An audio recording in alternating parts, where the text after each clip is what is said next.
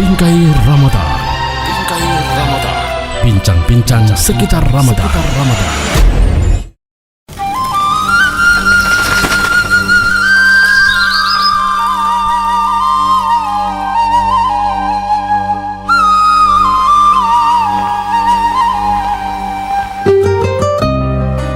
Bismillahirrahmanirrahim. Assalamualaikum warahmatullahi wabarakatuh.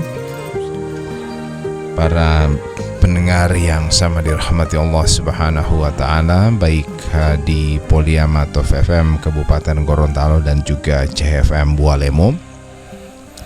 Puji syukur kita panjatkan kehadirat Allah Subhanahu wa taala. Pada pertemuan kali ini adalah pertemuan kita yang kelima. Insya Allah puasa yang sudah kita laksanakan selama 4 hari sebelumnya, dan insya Allah akan kita selesaikan hingga 29 atau 30 hari ke depan kita dalam keadaan sehat walafiat. Baik pendengar yang sama dirahmati Allah Subhanahu wa taala, topik kita kali ini adalah sahur dan amalia-amalia di bulan suci Ramadan. Ya. Dan setelah tarawih, ya. Kini kita pada pembahasan mengenai sahur. Ya. Kita menyapa dulu Pak Ustadz yang sudah bersama kami. Assalamualaikum Pak Ustadz. Waalaikumsalam warahmatullahi wabarakatuh. Dan semoga para pendengar semua, baik dari Poliama Top FM maupun di Radio Cahaya FM Bualemo, insya Allah kami temui dalam keadaan sehat walafiat. Baik pendengar, kita langsung Ustadz, adalah amalan-amalan yang insya Allah beroleh berkah dari Allah Subhanahu wa taala, adalah salah satunya sahur. Ya. Makanya untuk itu jangan sampai kita tidak melaksanakan sahur, atau bagaimana konsep sahur itu, kami persilahkan Ustadz. Baik. Alhamdulillah wassalatu wassalamu Rasulillah wa ala alihi wa sahbihi wa ba'd. Sahur ini dari namanya saja sudah sahur, artinya waktunya, ya. Makanya Allah dalam Al-Qur'an menggunakan kata sahur itu apa? Bahwasanya orang-orang yang pada sepertiga malam, ya, mereka wabil asharihum yastaghfirun, ya. Pada waktu sahur mereka beristighfar. Itu ciri khas orang yang beriman. Jadi Allah tidak menggunakan kata muntasafil lail, pertengahan malam. Tapi Allah menyebutkan dengan apa? Waktu sahur. Ya, waktu sahur. Jadi waktu sahur itu ada waktunya jam 3 ke atas. Itu waktu sahur. Ya, sehingga orang kalau makan sahur, dia harus lihat posisi dia ini sahur atau makan malam. Jadi kalau sahur berarti waktunya ditentukan, ya. Jadi waktunya itu jam 3 ke atas, itu sahur. Allah Subhanahu wa taala juga, dan Rasulullah SAW mengatakan dalam sebuah hadisnya apa? Tasahharu fa inna fis sahuri barokah. Bersahurlah kalian karena sesungguhnya dalam sahur itu ada keberkahan. Jadi yang kita cari itu adalah keberkahan dalam puasa kita. Dan kita meraih keberkahan dalam puasa kita dengan apa? Dengan kita melaksanakan sahur. Ya. Sehingga jangan main-main dengan sahur, ya.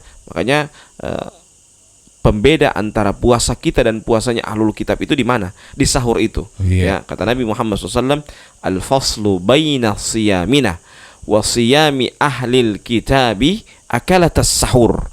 Pembeda antara puasanya kami dan puasanya ahlul kitab pada apa? Pada makan sahur.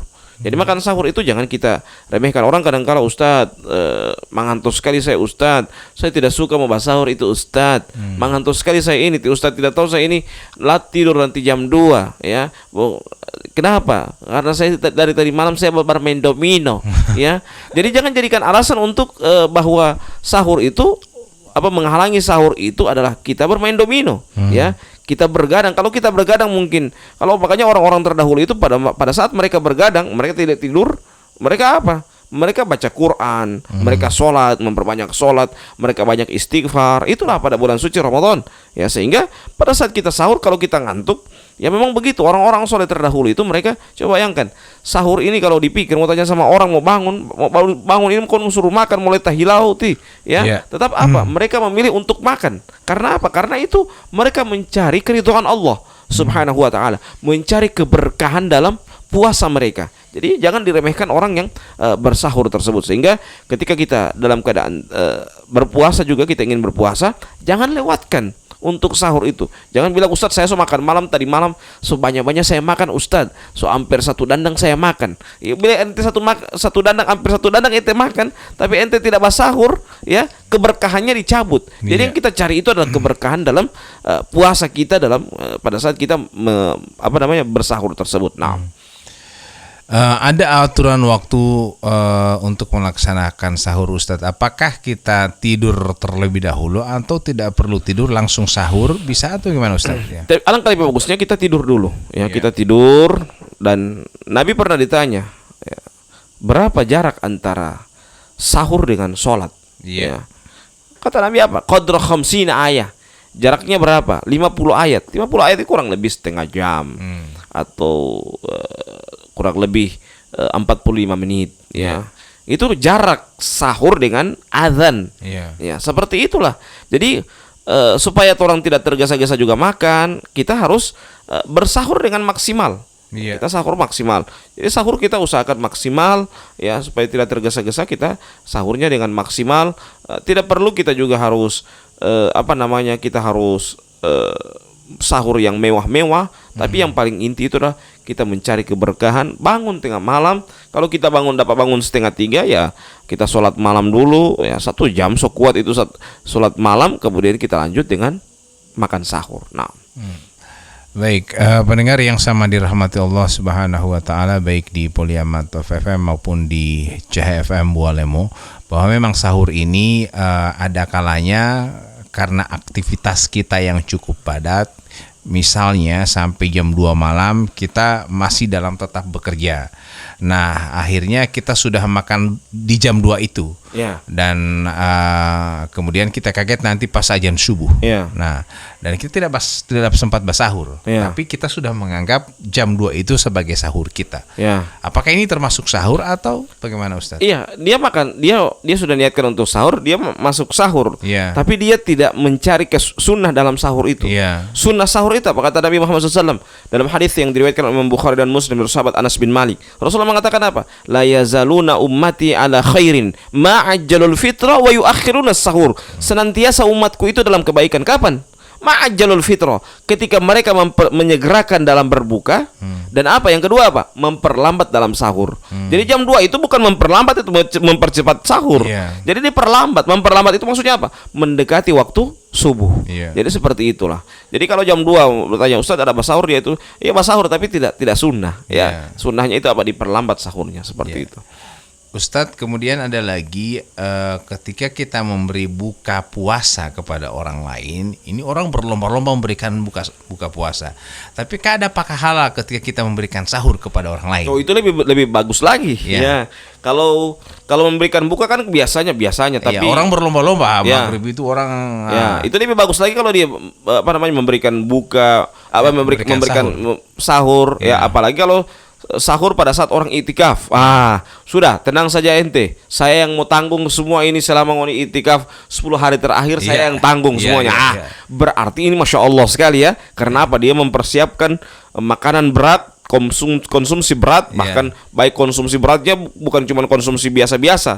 Kemudian ditambah lagi minuman berat, minuman yang bersereal, ya. Jadi memperkuat menjaga daya tahan tubuh orang yang berpuasa itu semakin kuat lagi. Nah, itu Masya Allah, itu sangat bagus sekali. Cuman kan jarang orang yang diberikan jadwal untuk memberikan sahur. Yang ada itu cuma jadwal memberikan buka puasa. Sedangkan diberikan jadwal saya buka puasa, kalau lebih dari 2 atau lebih dari 3, itu tuan rumah sudah gak jawab-jawab. So tidak ada lagi so tiga ini masjidnya minta buka sama saya.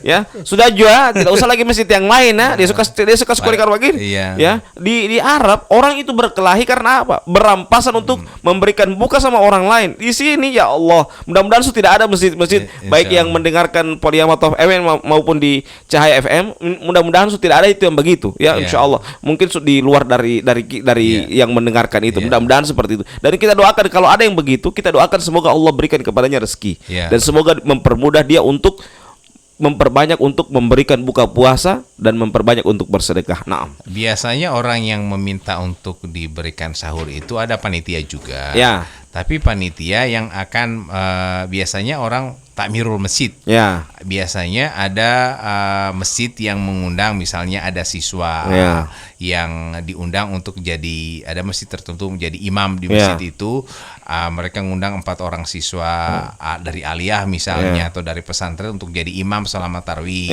untuk mengantisipasi jangan sampai ada kekosongan imam pada saat tarwih, bolong kolol imam ini imam tabiyah, semua dingin kamat.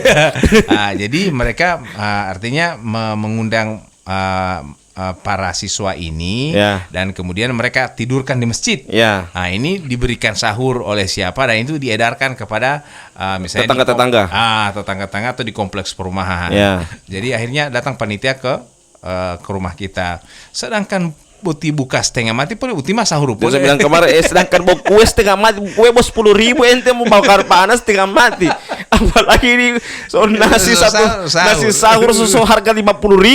Padahal ente sudah tentukan lagi di menu nanti daging ayam, nanti udang Jelas orang sumpah baterai kemarin. Maksudnya apa? Makanya kalau orang yang agak berat untuk memberikan sahur, memberikan buka puasa, ya jangan marah juga. Kita doakan semoga diberikan petunjuk mereka dan dipermudah rezeki mereka agar mereka bisa bersedekah, bisa memberikan buka puasa, bisa memberikan sahur kepada orang yang hati Allah ti imamu hati biar mau itu kita mau dapatkan pahala dalam mau pahala itu biar mau itu saja lewat memberikan sahur atau memberikan buka puasa. Itu kan kita sudah bagus sekali seperti itu. Jadi tidak perlu kita harus sedih-sedih saya ini makanya di Arab itu begitu modelnya. Orang ketika beli misalnya beli coklat, kadang kita kan kalau beli coklat di sini di Indonesia kan beda dengan beli coklat di Arab. Kalau di Arab itu kayak kita beli langsat. Kita makan 5 biji, 6 biji, mereka tidak marah. Yang penting kita tanya halal sudah ente makan. Kalau di sini kan nanti makan langsat begitu. Kita rasa dulu 5 biji kemudian baru kita beli. Di sana mereka karena cari-cari di mana ini bersedekah tidak ada. Mereka dengan begitu mereka memberikan sedekah. Jadi kita kadang beli coklat, beli kurma, kita rasa-rasa sudah 5 biji, 6 biji baru kemudian kita beli. Itu seperti itulah. Jadi kalau kita di sini mempulitat yang rasa-rasa orang datang ini tidak ada ini. Kalau di sana memang mereka cari orang yang berasa-rasa supaya dapat sedekah. Mereka sudah banyak uang di sana. Jadi makanya para pendengar dimanapun Anda berada, hendaklah kita meringankan hati untuk memberikan sahur. Kalau kita ditugaskan oleh takmirul masjid, oleh panitia, mungkin di masjid itu ada imam yang sudah dikontrak dan tataya dia ini tugas ente yang bertanggung untuk insentif ti imamu selama sebulan. Ente yang batanggung DP sahur, ente yang batanggung DP buka, ente yang batanggung DP baju hari raya, ente yang batanggung DP sarung, ente yang batanggung DP buka puasa, DP makan malam. Sudah termanage semua. Kalau tidak sanggup bilang boleh baku balantang, siapa lagi yang bisa sama-sama dengan saya. Seperti itu. Jadi bicarakan dengan baik. Yang penting kita mampu untuk bersedekah semampu kemampuan kita. Jangan juga pakai lihat baru tidak mampu. Itu juga tidak boleh. Akhirnya kita malah justru orang-orang sudah mengharapkan kita untuk bisa membantu, tapi kita tidak bisa membantu. Makanya kita harus perbaiki cara kita harus indahkan cara kita sehingga kita pada saat kita mau berbuat kebaikan, usahakan juga kita berlomba-lomba dalam kebaikan. Fastabiqul khairat, berlomba-lomba dalam kebaikan. Dalam sahur begini saya juga pernah Ustadz waktu masih kecil di kamari. Saya termasuk anak-anak yang sering kasih bangun sahur di masjid. Bangun sahur begitu kan. Nah, ini ada juga panitia yang mengedarkan kepada keluarga-keluarga tentu untuk mau kasih bangun sahur Pak yang babataria di masjid, bukan babataria, bekas kasih bangun di masjid. Saya dulu itu tukang bapili. Misalnya dia ini yang bakal sahur. Saya mau bakal sahur di masjid karena pasti kalau dia bakal sahur pasti enak-enak. DP menu gagal. Sudah 4 tahun duluan. Sudah 4 tahun duluan karena pengalaman di puasa sebelumnya. Kalau si orang tidak sahur di masjid, kita mendingan di rumah juga. Paling bos sayur yang telur poli atau paling mau ikan putih ini. Kan biasanya anak-anak itu pokok kutanya. Bahas sahur di Ampong tadi malam gak DP makanan tadi malam kan begitu. Ini masih terjadi saja Ustadz sampai dengan saat ini waktu menjadi konangan buat anak-anak itu Ustadz. Jadi bagaimana dengan anak-anak yang sering membangunkan sahur di tengah malam? Ini apakah mereka ini dapat dosa atau dapat pahala? Dapat pahala, cuman dia cara kasih bangun juga kasih bagus. Jangan dia kasih bangun dengan petasan. Pakai peleku. Pakai peleku aku sudah terlalu keras dia bunyi. Jadi usahakan samar-samar saja. Yang penting orang dapat dengar dari jauh-jauh bahwa orang ini bakal kasih bangun sahur, ya sudah, tidak apa-apa, itu bagus ya. Jangan juga so talau dia kasih bangun dengan dia so toki itu tiang listrik, dia so kasih babunyi petasan lagi 25 star ya. Jelas orang akan kaget. Mau uti ya. Orang ada tidur mau mati PNG uti. Orang sementara sementara tidur bagus-bagus, sementara istirahat, kemudian tiba-tiba sudah dikagetkan dengan petasan. Ya. Dan tujuan mereka bagus, makanya tujuan yang bagus juga dia harus dengan cara yang bagus. Ya, jadi tujuan ente mau kasih bangun sahur, tapi ente suka bangun dengan petasan. Ya, di samping jelas orang semua membahayakan orang ini, semua bikin jantungan sama orang ini. Nanti anak-anak bilang, kalau tidak mau kasih bangun dengan petasan, tidak kaget orang Pak. Bukan begitu juga, tapi ada cara yang baik lah. Jadi masih ada cara yang baik. Petasan itu ente dia asik-asik tidur, kok tiba-tiba dia kira bom ini bukan mau tak angka dia, sedangkan orang saja jangankan petasan, sementara dia tidur kalau dia ada perasa tanah goyang dia malah lompat dari tempat tidur itu. Karena apa? Karena dirasa itu tanah goyang. Biasanya anak-anak bakal bangun sahur itu paling lama 10 hari pertama. Di atas 10 hari mereka semua tidur tak boleh kasih bangun. Iya kan? 1, 2 hari, 3 hari itu rame anak-anak mau kasih rame. Stamina masih kencang kalau gitu. Coba kalau 10 hari ke atas, mau lihat itu kalau tidak ada bekas kasih bangun sahur, hilang. Apalagi 10 hari terakhir, tanggal habis kalau orang-orang yang sisa-sisa kehidupan itu yang datang ke masjid yang membangunkan sahur seperti itu. Jadi memang anak-anak juga ataupun siapa saja yang ada program bangun-bangun sahur di rumah-rumah, ketuk-ketuk dan lain-lain itu tetap dengan cara yang baik ya Ustadz. Karena tidak semua orang ini dalam keadaan tidur. Bisa saja yang kita ketuk-ketuk itu sementara lagi sholat malam dia, atau sementara ngaji dia. Ya ini kita cuma. Kadang dapat tahu juga kalau kita ketuk-ketuk, kita dapat tahu kan di rumah itu ini orang sudah aktivitas. Karena so putar televisi, tidak mungkin dia ada tidur kan putar televisi. Ya tidak mungkin, pasti orang so bangun, dari tuan rumah so bangun itu. Atau ada yang pura-pura putar televisi padahal dia tidur terus dan tidak puasa lagi. Orang udah beli karya, udah pas sahur dia ini puasa. Jadi bukan dia yang tonton televisi, buat televisi baru nonton pada dia. Jadi maksudnya apa?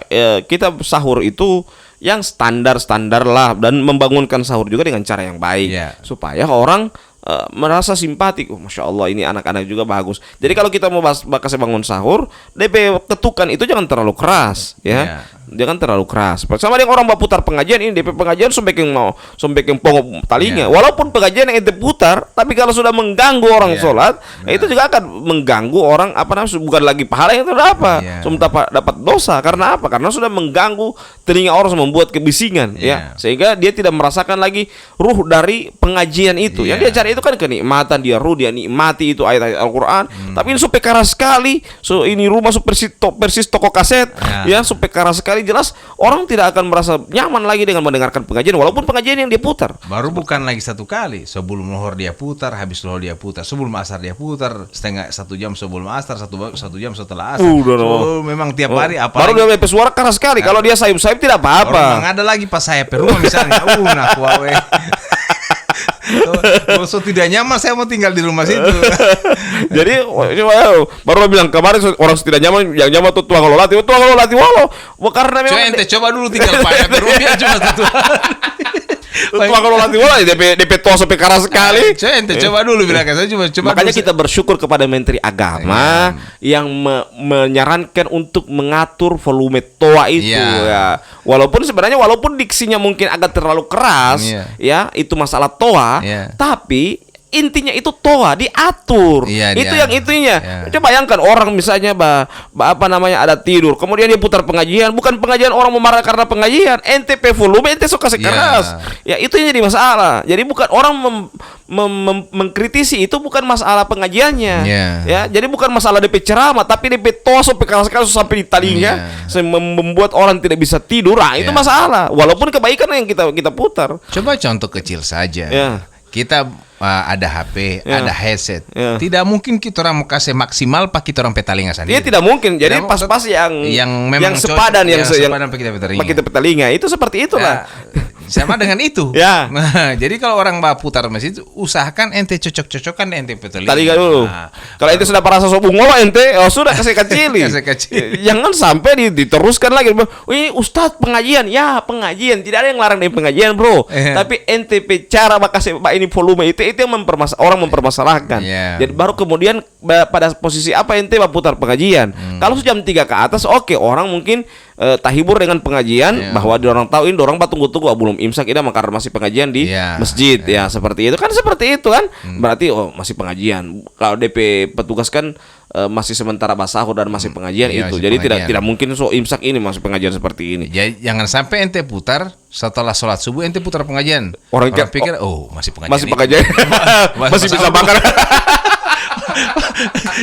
Jadi ini jadwal pengajian pada saat sahur seperti ini harus tetap diatur. Jadi karena orang sudah tahu bahwa pengajian itu pada saat sahur. Ya, betul. Jangan ente putar pengajian lagi sesudah ajan. Ya, sesudah ajan. Waktu habis sholat subuh ente bisa baca Quran, habis ente baca Quran ente tidur rugut, jangan ente putar pengajian lagi, mengganggu orang sementara.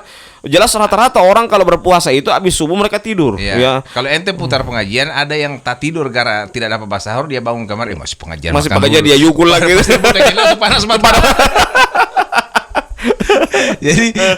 Jadi hati-hati juga. Nah, ini mengenai sahur Ustadz. Nah, kalau misalnya biasanya dalam tetangga-tetangga itu kan kalau kita sementara sahur jam 3 ini Ustaz, kita lihat juga tetangga kita kalau perlu ya, jangan sampai pate-pate toh itu jangan sampai boleh letu-luting, jangan sampai tak tidur. Kita boleh membangunkan Ustaz. Boleh, tapi membangunkan pun harus punya adab. Assalamualaikum. Atau kalau misalnya kadang juga tetangga sudah sahur dulu, misalnya begini, kita nanti bangun 3:30. Tetangga kita bangun jam 3, habis jam 3 mereka tidur ya. Jadi kan kadang orang bilang, masih mati deh lampu ini, padahal dia DP tetangga habis basahur. Ya baru dia kasih bangun. Padahal tetangga bilang kan habis basahur. Sudah aman kalau begitu. Tapi ada tetangga yang memang tertidur ya. Kita harus bangunkan ya, dan cara membangunkan pun harus punya adab yang bagus ya. Jadi walaupun niat kita baik, yang kita mau sampaikan baik, juga harus cara yang baik ya, seperti itu. Tiap malam kita ketuk, ente sudah lolo tak alami sahur ke harap total sahur.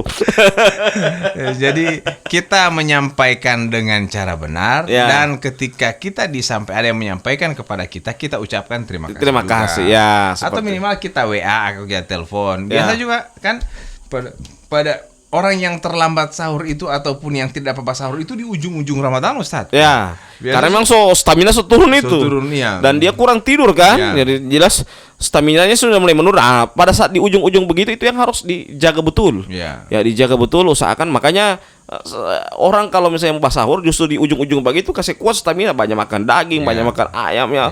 Daging ayam maksudnya supaya bang kuat. Ya kuat stamina karena sudah menurun. Ya jadi jangan berharap di awal sudah makan ayam baru terakhir semulai loyo, semulai jangan kurang basahur lagi. Ini harus dijaga betul. Kita harus istiqomah dalam sahur itu. Selama 30 hari 29 hari jangan pernah absen dalam sahur itu. Jadi usahakan kalau ada 2-3 HP kasih bunyi itu alarm 3-3 ya. Baru kasih bunyi, kasih jeda 2 menit 3 menit supaya dia ganggu terus supaya orang bangun bahwa itu waktu sahur seperti itu. Jadi juga misalnya kita adalah anak ataupun kita adalah orang tua, anak kita kuliah di luar daerah dan kita sering tahu bahwa kita punya anak ini malas sahur. Kita telepon. Sobat sahur uti. Dicek ya, kontrol. Begitu juga anak. Anak juga harus bakoto kalau dia tak bangun duluan.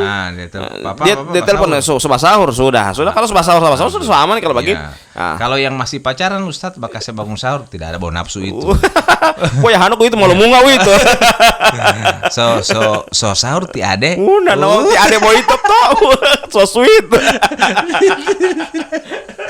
Jadi tidak ada itu. Bukan ibadah itu. Mau mungau itu. Jadi yang dimaksud dengan ibadah itu adalah bisa anak atau istri kepada suami, kakak beradik. Beradik. Tapi kalau ini yang adik-adik kakak-kakak yang tidak jelas ini. Adik-adik gadungan itu. Sobat sahur kakak lagi bahas sama yang tahajud. Padahal mau hulu-hulu. Itu kartu. Jadi memang sahur ini Ustadz banyak orang menunggu ya, insya Allah semua kita ini bisa melaksanakan sahur kita adalah sahur yang termasuk berkah. Ya. Ya, kita laksanakan sesuai sunnah. Ya, jadi setengah empat. Ya. Setengah empat sekuat itu, biar 2 kali tambah kuat itu, sekuat itu. Ya, setengah empat. Jadi pas mungkin jam 4 selesai, ya sudah berduduh sadiki, istirahat sadiki, baru kita orang sudah mulai start untuk mungkin namanya pagi-pagi habis makan begitu pasti buang air besar. Buang air besar langsung lanjut dengan bersiwak, maksudnya sikat gigi, lanjut untuk wudhu dan persiapan untuk sholat subuh seperti itu.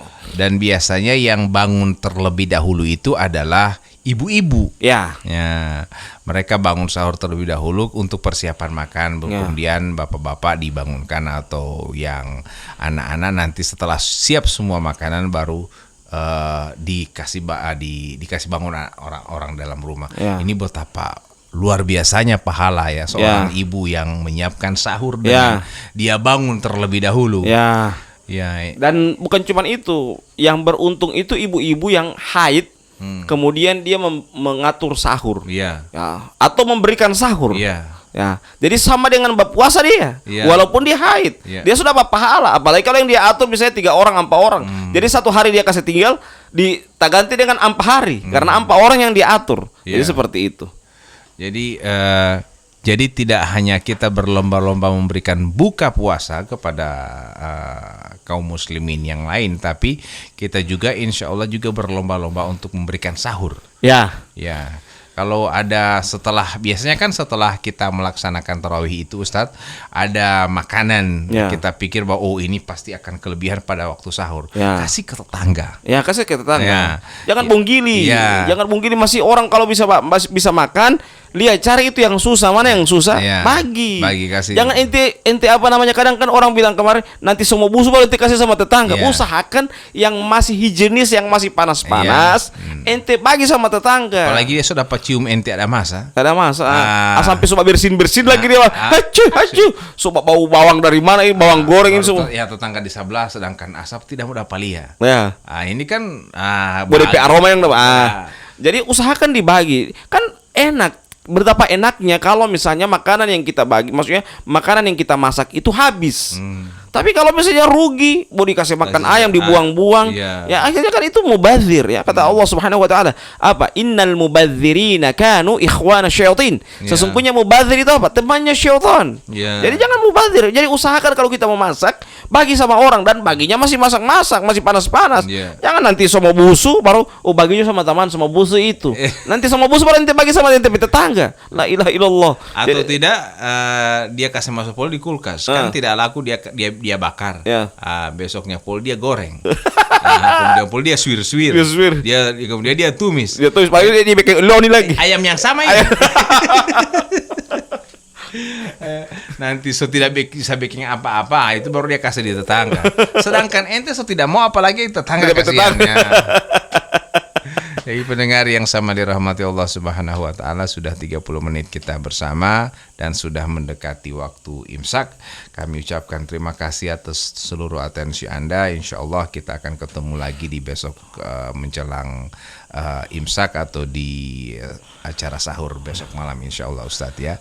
Kita hanya bisa berdoa semoga semua para pendengar baik di CHFM maupun di Poliama dalam keadaan sehat walafiat. Amin ya rabbal alamin. Terakhir kita tutup dengan membacakan doa kafaratul majelis. Subhanakallahumma wa bihamdika asyhadu an la ilaha illa anta astaghfiruka wa atubu ilaik. Wassalamualaikum warahmatullahi wabarakatuh.